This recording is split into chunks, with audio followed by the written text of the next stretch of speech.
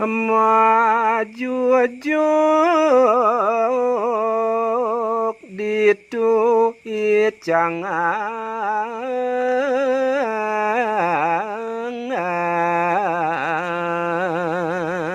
inggih uningayang titiang mangkin sawireh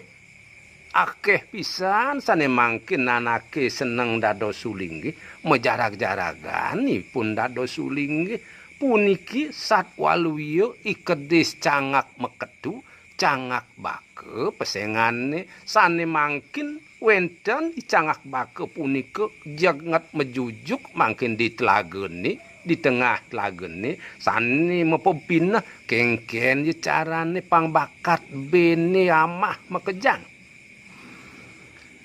batis nengkleng semua merem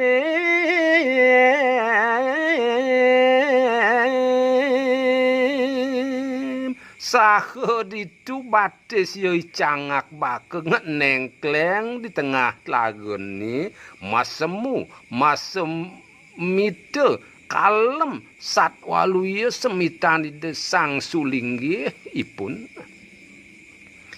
mapanganggo sarwa pedang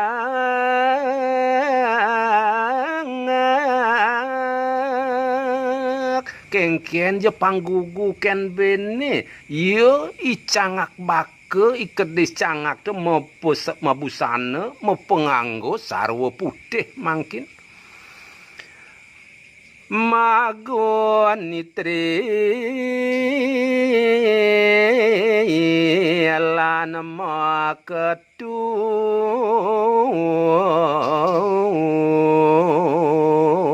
ben misi gunitri di baung ni gede-gede di limane ngamal genitri di kuping ni misi genitri saha cangak bake misi ketu ya dhuwur ni manteng masuk limpang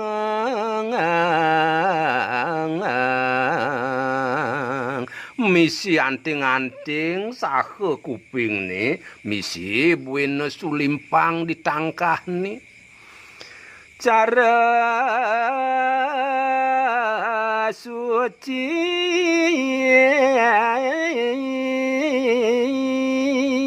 kengken ya laksane sang suling nggih kedo